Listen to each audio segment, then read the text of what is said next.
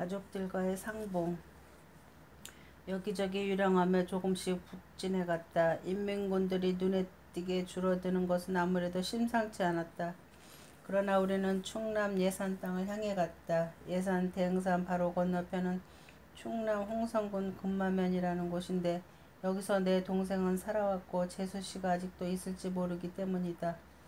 예산이 가까워지면서 길가에 질비하게 서있는 노점상들이 부침개, 감 등을 팔고 있었다. 주머니 노자는 거의 푼돈밖에 없었으니 부침개나 한 장 사서 형제가 나눠 먹을 셈으로 기웃기웃했다.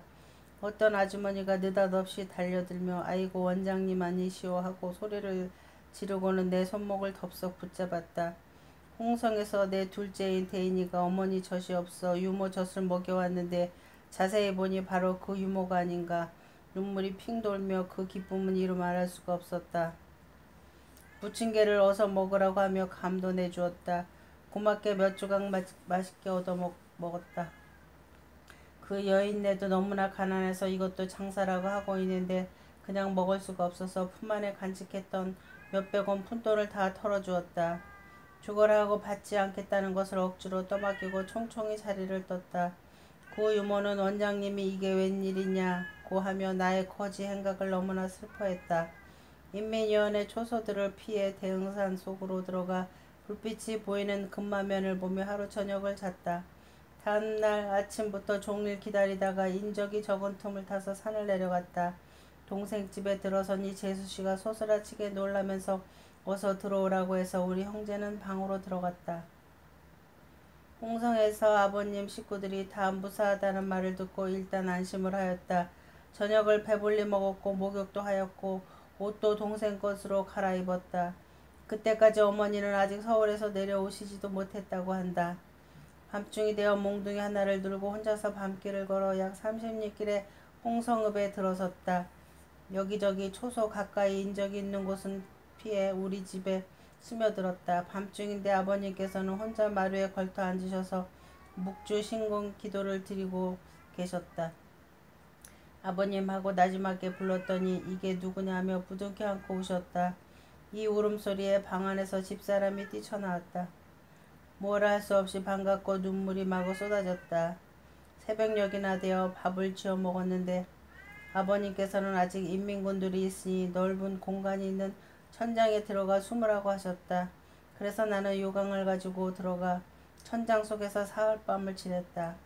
사흘 새벽에 아버님께서 인민군들이 철수한 것 같으니 내려오라고 하시기에 조심조심 내려왔다. 경찰서부터 찾아갔더니 소위 우익분자라는 사람들이 유치장에 10여 명이 갇혀 있었다. 경찰서는 텅 비어 있어서 자물쇠를 망치로 부수고 이들부터 석방시켜 주었다. 주민들이 하나둘 조심스럽게 길가에 나오며 더러 만나는 사람들마다 얼싸안고 안부를 물었다. 끝없는 잔인성. 인민군이 철수하며 며칠이 지나니 경찰도 없는 상태에서 자치다가 결성되었다. 숨었던 사람들이 하나둘 나타났다.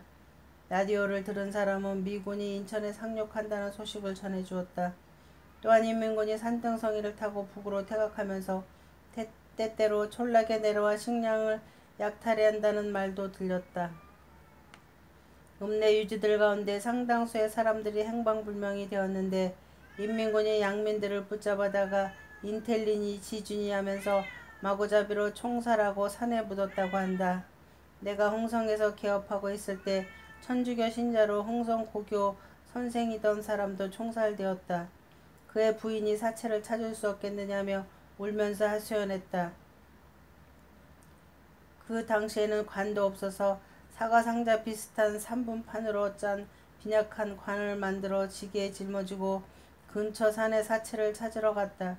산 입구에 들어서니 파리 새끼들이 안개같이 뿌옇게 하늘을 덮고 있었고 산 이곳저곳 계곡마다 시체를 찾는 사람들이 허다했다. 우리도 여기저기 시체를 뒤지고 다녔다. 시체의 머리털이 다 빠지고 해골만 남은 것이 대부분이었다. 몸도 부패되었는데 혁대와 신발만은 성했다. 결국 선생 부인이 자기 남편의 혁대와 신발을 찾았다. 시신을 거두니 마치 쭈그러진 고깃덩어리같이 한 움큼밖에 안 되는 것을 관에 쑤셔 넣었다. 부인은 통곡하고 기절했다. 같이 갔던 천주교 남회장이라는 노인과 함께 부인을 달래며 관을 옮겨서 근처에 매장하고 나무 편말을 세워놓았다. 세상에 자기 동족을 이렇게까지, 그것도 고등학교 선생에게 이런 짓까지 할 수 있을까. 분노가 치밀어 가슴이 쑤시도록 아팠다. 사람들은 피난을 갔다 온 사람 중에는 읍내에서 제일로 그리고 윗사람으로 나를 대접해 주었다.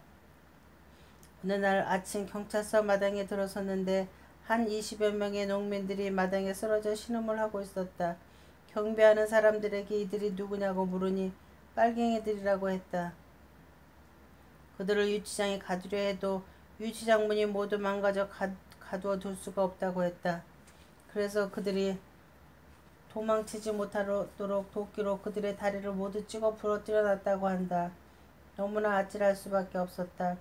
아마도 자기 가족들이 인민군들에게 학살당한 원한 가품으로 그랬겠지만 세상에 이런 일이 있을 수 있는가. 한민족의 잔인성에 다시 한번 경악을 금치 못했다. 치안대 사람들은 호되게 꾸짖었으나 아예 이런 일에 관여해서는 안 되겠다고 생각했다. 며칠 지나니 경찰대가 입성한다고 한다. 나가봤더니 본래 홍성경찰서에 서장을 하던 박형교라는 사람이 선두에서 말을 타고 경창들이 총을 메고 열을 지어오고 있었다. 마치 개선장군과 같다. 자세히 보니 같이 피난 갔던 나의 매부와 병원 조수로 있던 홍군도 경찰이 되어 대열에 끼어오고 있었다.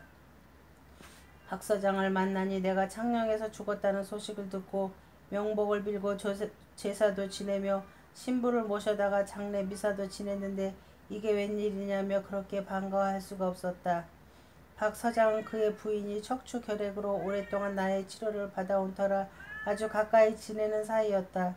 이렇게 수복하고 나니 그렇게 반가울 수가 없었다.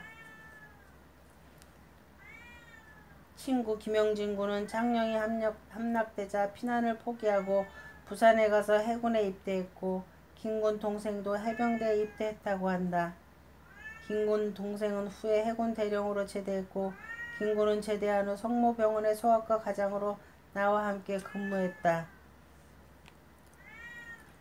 30여 명의 식구가 한 집에서 인민군이 서울에서도 퇴각하고 국군이 북진을 계속한다는 소식과 더불어 흥북명 동서리로 피난을 갔던 식구들도 돌아오고 서울서 어머니도 누이 동생과 함께 와 모두 다 합류했다.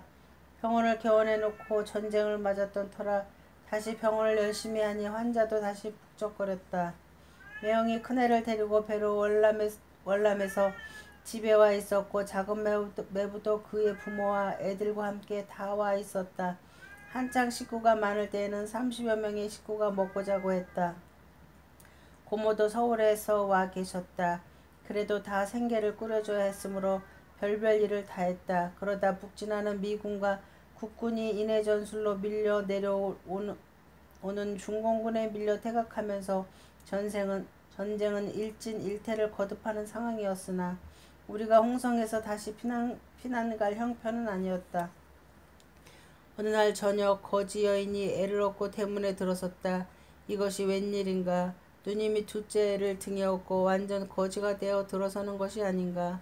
매형은 애들과 배로 피난했지만 누님은 둘째 하나 업고 진남포에서 홍성까지 거의 걸어서 얻어먹으며 왔다고 한다. 때로는 중공군 속에 섞여서 여기까지 왔다고 한다. 옷을 벗으니 내복에 이가 하얗게 붙어있다. 쓰레받기에 터니 이가 수두룩하게 떨어진다.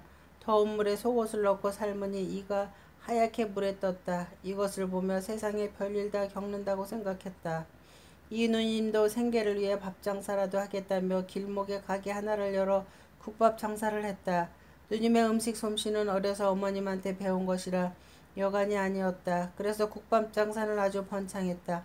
새벽이면 트럭 운전사들이 많이 왔는데 어느 날 아침엔가 한 운전사가 누님의 손목을 움켜쥐며 희롱하더란다. 새파랗게 질린 누님은 그것으로 국밥 장사를 걷어치웠다. 고모부가 만주 간도에서 큰 부자였는데 고모님은 딸 하나 데리고 시장바닥에서 담요나 군복 따위를 파는 자판을 벌였다.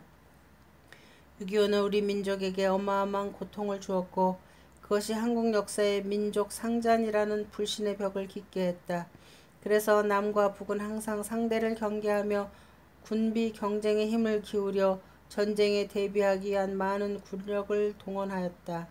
따라서 경제는 뒤처지고 군대가 권력을 잡을 수밖에 없는 냉전이 오늘날 한반도에 불운을 가져오고 있다. 6.25만 없었고 남북이 분단만 되지 않았어도 오늘날 우리는 결코 일본에 뒤지는 경제 후진국이 되지는 않았을지 모른다.